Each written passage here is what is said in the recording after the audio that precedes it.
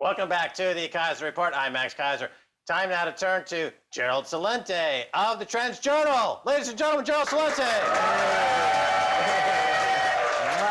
Thank you. Thank you. Thank you. Wow, Kingston, New York. It is a happening town. You've been talking about it for years. We finally made it up here. This is a fantastic town, Gerald. It is. Uptown Kingstown in the Stockade District, first capital of New York State, where the seeds of democracy was sown. Oh, fantastic. Now, you've got the conference here, the Entrepreneur Conference. So we're talking about trends as we usually do, and this is a year full of changes in trends or inflection points in trends, I will say. Things are seismically changing around the world. You've been doing this conference for a few years now. What is the hot trend at the moment? Let's just get into the hot trend. Give me your hot trend right now, Gerald Celente. It depends on the field. So if we look at one field, we've gone from the industrial age, from industrialization to robotization. That's going to be a real big one. And it's going to take over just about every aspect of life. So whether it's on the factory floor or in the operating room of hospitals, there's going to be robots everywhere, taking care of the elderly, watching the kids, even walking the dog.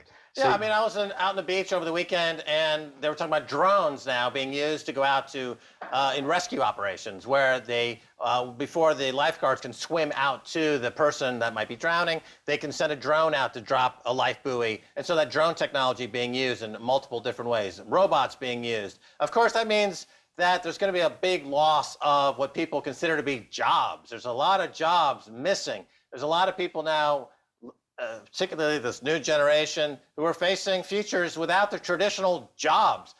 How is that going to play out? We see some negatives to that. Are there some positives? How does that work, Gerald? Well, you know, it's a new trend. You know, trends are born, they grow, they mature, reach old age, and die. So this is now in its early growth stage. So to see where it's going, you know, we understand right away. For example, you're talking about jobs. Look at the lowest paid jobs. Among them are fast food. And now you're going to see robotization giving you your fast food really fast with not a lot of humans involved in it. So it's just like industrialization.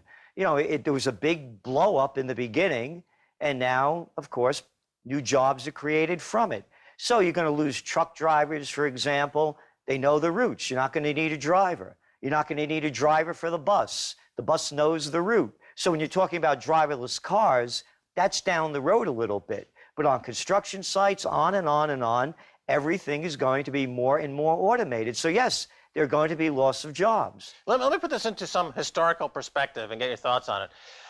Going back a few hundred years, we had the medieval days of lords and serfs, and huge concentration of wealth, obviously, in the monarchy. It wasn't until the Black Plague struck and half of Europe died we had the emergence of the middle class. Suddenly, the lords needed workers. They were not plentiful, and they had to pay something called a wage. And you had the beginning of the middle class. That's how it all got started.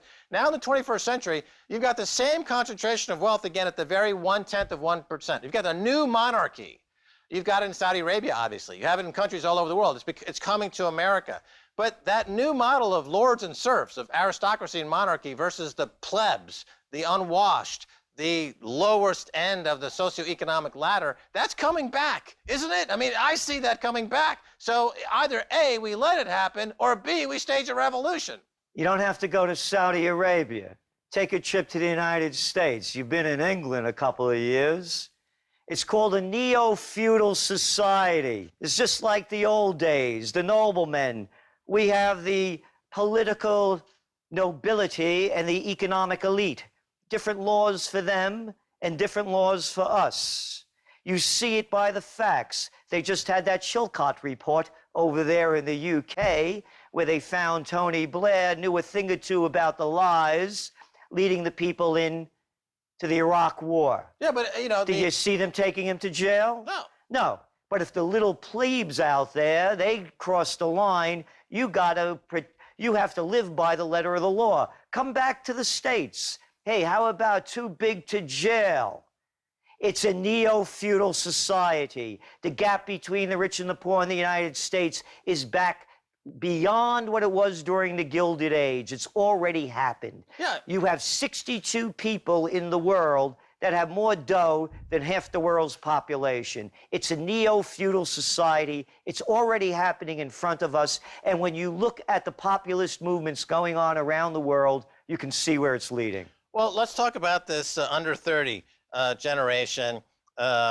Has fallen 65% in the is now a quarter century low. Some of the lows, entrepreneurialism in this new class, this millennial class, this new generation, we're seeing in dramatic loss in entrepreneurialism. And we're seeing the rise of services like the Uber for dog owners. Okay, this is a new app. If you're a dog owner and your dog poops on the street, this new app will summon someone to come and pick up the dog poop for you.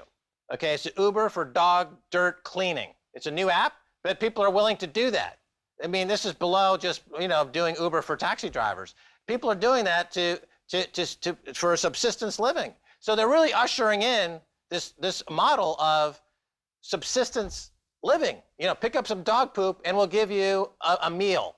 So this is part of the whole prison industrial complex. It's an open air prison. But how do you respond to that? I mean, if the roads to entrepreneurialism are being shut down, if the road to capital is being shut down, what can the entrepreneur do? I mean, where is the path forward outside of an insurrection, which we're seeing more and more of that? Here we are in Kingston, New York, where we have the insurrection against the British going back 240 years or so.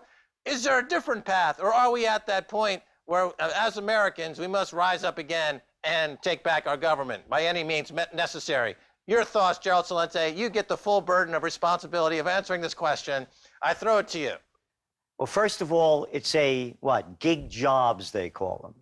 So if you're going to live your life doing a gig job, you're not going to go anywhere. And we can see it with the data that you have the millennials graduating with $100,000 in debt. You look at home ownership among millennials, the lowest in history of that age group. Yeah, entrepreneurism is dead among them. There will be a revolution if the people want it, and Brexit proved it.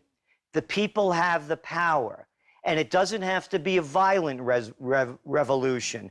Look what happened with Brexit. You had every world leader virtually telling the people it's going to come to an end. The world will come to an end if you leave the EU. And they said to the EU, we're not going to stay. And that was after all the pressure. The people have the power.